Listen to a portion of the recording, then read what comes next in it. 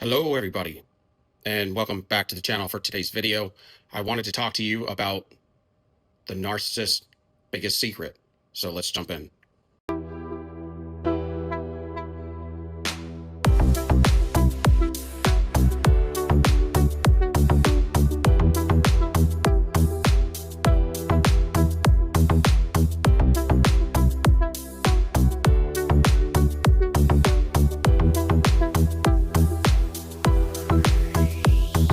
So when you meet the narcissist, of course, they run you through all these wonderful things. They may buy you gifts, treat you like a king or a queen, but unbeknownst to you, in the very beginning, that's all short-lived. And then the nightmare begins. It truly and inherently begins the moment you meet the narcissist.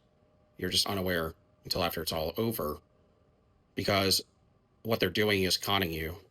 They're duping you, and they get off on doing that because life to them is just a game. You're in a game, and you're in a game with an evildoer.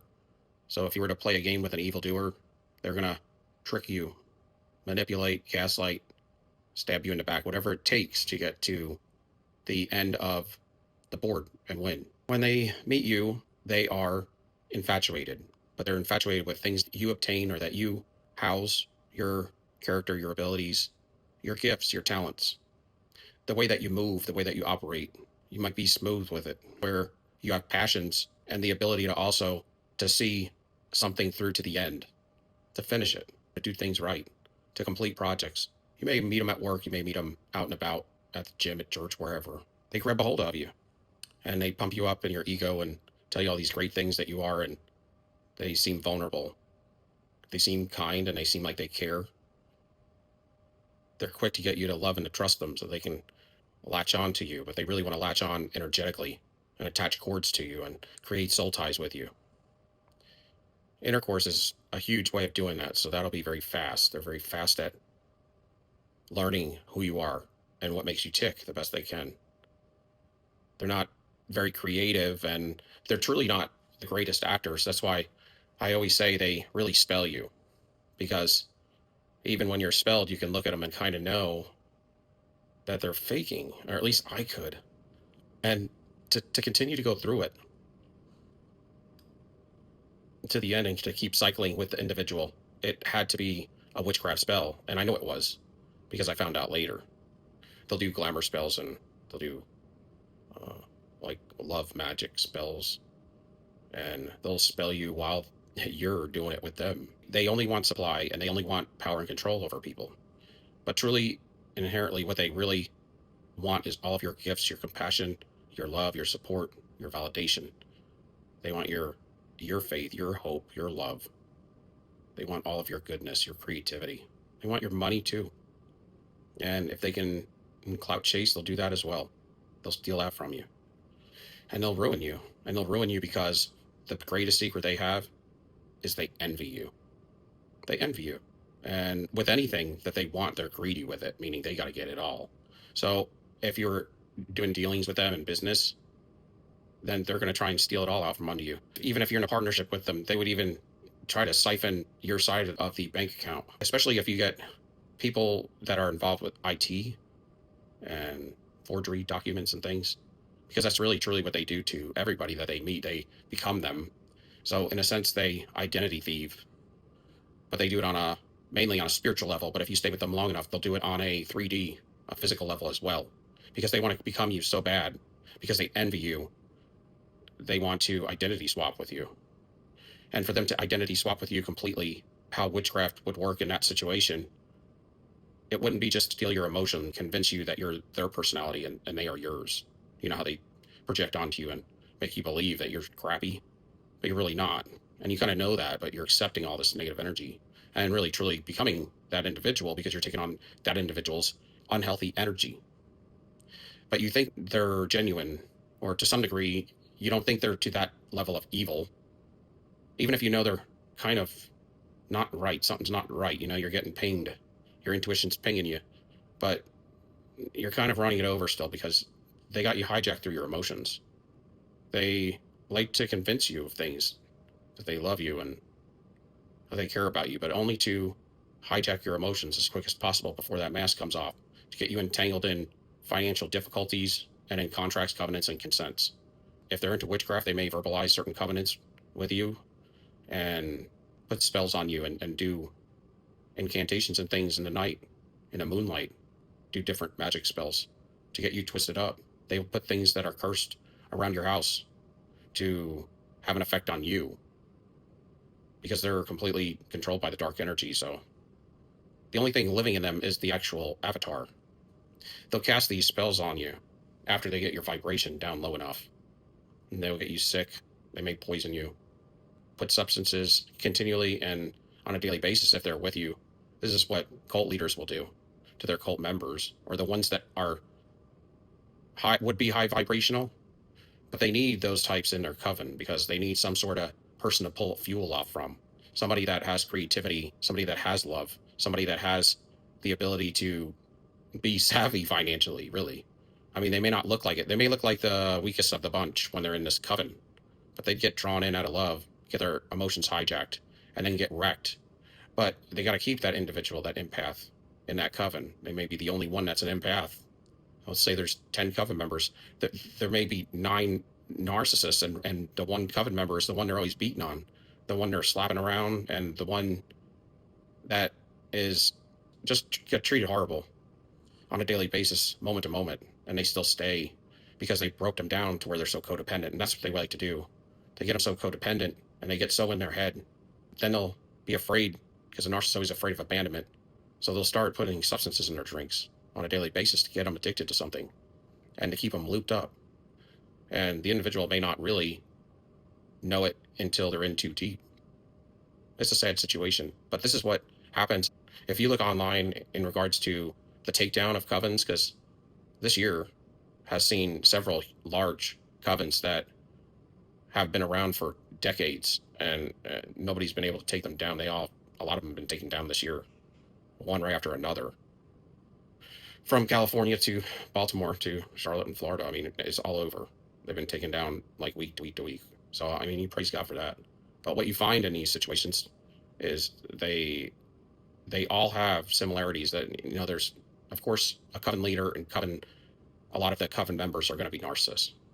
They're going to be pure evil, but there's going to be a couple of empathic people in that group that have been used. And sometimes they wake up. And those are the ones that need to recover. You know how you see movies where people were good individuals, they got jaded really bad, but they didn't lose their soul, But then they looked like they did maybe for a time, and they went with these soulless people and became one of them, right? But then something happened where they heard a conversation or something. They might have listened to somebody online, I mean, somebody with instruction, and it resonated with them at their lowest point, at their lowest moments, when they were just out of fuel for themselves. Just wanted to roll over and not wake up.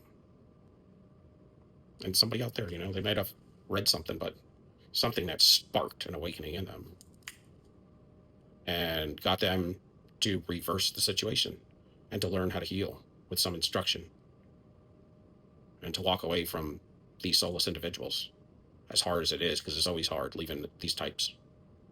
They like to get you entangled. They're entanglements, they're situationships, they're not relationships. They plug in, they hook up, they latch on, but they don't connect on a spiritual, metaphysical, and a spiritual level with you like humanity should. And that's through love, y'all. They don't feel love. So they're pure evil. And we need people like those individuals that come out of those situations to truly recover, because they know how evil really works. And those are the ones that really can show, as they become light workers, they can show other light workers what they have never seen and what's been going on and the strategies that these fools use.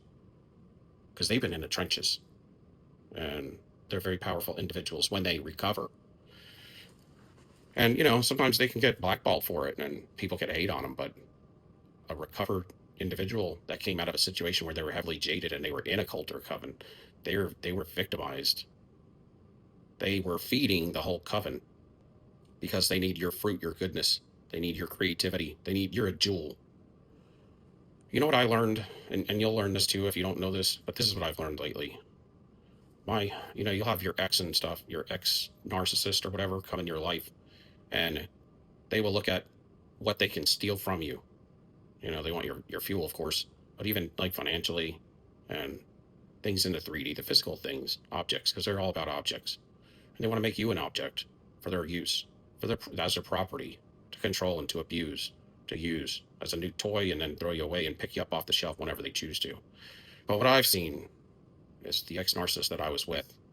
She was looking at all the benefits and prizes that she could win from being with me, all the gifts she can get from me.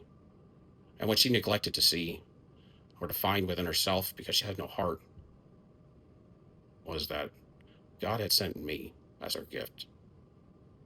And still to this day, they don't get it. They will eventually get it. But that's the truth, y'all. You were the gift. You were the gift sent by God to the narcissist. You were.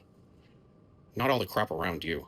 Because what you make them successful, your fuel, your energy, your love, your compassion, your grounding, you balance them. You don't need to, you don't want to. Nobody's supposed to regulate somebody else's emotions. It's not fair, it's not right. It's always abusive. But it wasn't what was around you, and that's what they were looking to steal all the time. What could they take from you, financially, physically? How could they get this and that out from under you? When truly the abundance, all of the abilities to go far beyond that, were just you in your physicality. And that's why I say when you leave them and you heal and you learn to operate under certain principles, certain firm boundaries, and learn to love yourself. You have to love yourself before you can help others or other injured people, before you can be a blessing. You have to learn to be able to operate around wicked people when you have to and not get sick, not get touched. And also learn to not give in to help them when they play the victim. All of those are boundaries, and you have to love yourself, truly. And just know that God wants to use you, but when you don't love yourself, you corrupt yourself, really, because you'll lower boundaries down to evildoers, and you'll put them in charge of you. When you let your boundaries down, you let evil run in. And when they get behind the walls of your castle, they will wreck it. They don't want you to know that if you wake up, and when you wake up, if you operate correctly and you learn to find ways to heal and stay on your business, you'll be self-made. You'll be out the mud like a lotus flower. Nobody thought it could ever happen. And when you come out the mud, they might mock you and laugh at you, but as you continue to grow your empire, your business, find your passions, and you expand on them, whether you're making money or not, just continue to work on perfecting it, doing something new and innovative, something nobody's ever done before, with your own creative abilities, without the cloudiness and the fog of the narcissist rummaging through your head and floating around you. God blesses people that leave narcissists, because when you leave a narcissist, you don't really want to. It's hard to, because you do deal with the addiction of the situation, of the hot and cold and the endocrine system, and trying to level that off. But you're also used to a little bit of that chaos, really. They get you kind of used to those ups and downs, because there's a weird excitement about it. You really hate it, but you can get addicted to it a little bit if you're around it too long. And being alone and being in solitude, it could be something that takes a little getting used to in the very beginning. But once you level that off and chill out, that's where you want to be. You'll be addicted to that, to peace. You know, you won't feel like you're missing out on a party. You'll feel like they're wasting their time and they're missing out on their life, and they're bulldozing it out there while they're partying. Every day they're wrecking themselves because they're doing things that are going to catch up to them. They're not perfecting and sharpening themselves up. They don't have a passion and a will to live like you do. Yours is deep. Yours is well rooted, and yours won't change. Once you get there, it's only up. And when you go up, they must come down because they're wearing a lot of your fuel, and that fuel has to be drawn back to you at some point in time as you cut soul ties and cut those energetic cords. And they'll come back. They'll test you several times because God's going to test you with them to see if you're going to be weak, because he can't level you up until he knows you're going to refuse that narcissist continually and you have learned your lesson. And he will mount you up on wings as eagles, and you will fly, baby. You will run and not be weary, and you will walk and not faint. And just like footprints in the sand, man, it's like when you can't walk no more, Christ will come and pick you up and carry you himself to whatever destination you have to get to. He will get you there. And it will be in miraculous ways. But that's why you have to have faith. But the faith, like I said a few months ago, that faith will not be blind faith. Some people act as if blind faith's going to get them somewhere. That's like that's like gambling. You don't gamble with God. The faith that you have is also something that resonates inside your spirit that knows this is going to work out. And you will have the unction to leap out in that faith because you put the work in. A lot of people in church today, they want to leap out in this blind faith and start some stupid business. It's never going to work. But they say that the Lord's going to protect it and make it grow because they're going out in blind faith. They didn't put no work in. They're not living right. They're not operating right. And they're not going to spend their finances right. You know, God wants you to be blessed and then to bless others as well. To be a positive and not a negative. To make true change in your own life and to help the world to make some true change as well. And that's how we heal the land. We heal the land. We heal the land when we give back more than we've taken to people, to society, to the world. And only then will we begin to heal the land. And you can only operate in that type of positivity with the backing of the Lord. For it to truly be truthful, a true blessing. People say they're doing things and they have philanthropists and stuff out there, but they can give money and all kinds of stuff, but it doesn't work because their truth isn't with it. Their passion isn't with it. There's either some greed, some tax breaks, and there's nobody with heart in it. It's just, like I said, without love, you're just noise. They're just making a bunch of noise out there. They have a photo shoot and they look like they're doing something. But without love behind it, without your true passion and your blood, sweat, and tears, people won't hold on and grasp onto that emotion and want to be a part of it truly. And that's how you really expand. You find your soul tribe, people that are like-minded with you.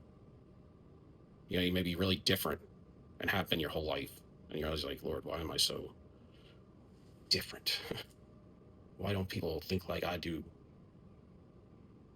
But he was keeping you hidden and working on, your spiritual muscle, You weren't in the dark. You were just unaware of who you truly were. Until the time is right for you to light up. Like the sun, baby. Like the sun. Thank you for watching. They envy you. They can never be you because they're just a puppet for the puppet master behind them, the dark energy. And the dark energy is just a parasite. And once it totally takes over the narcissist, then it's going to come to that you as a supply source, and they're going to want to expand their territory. And that's why the narcissist is always fixed. They're like cement. They're one way, their way, and you can never get them to change anything. That's not the narcissist. It's not humanity. You know what that is? That's a dark energy. That's fixed. That's robotic. There is no personality to that thing in there. The only personality they have is when they steal it from you. Thank you for watching. Until next time, Soul Joe. Peace be out.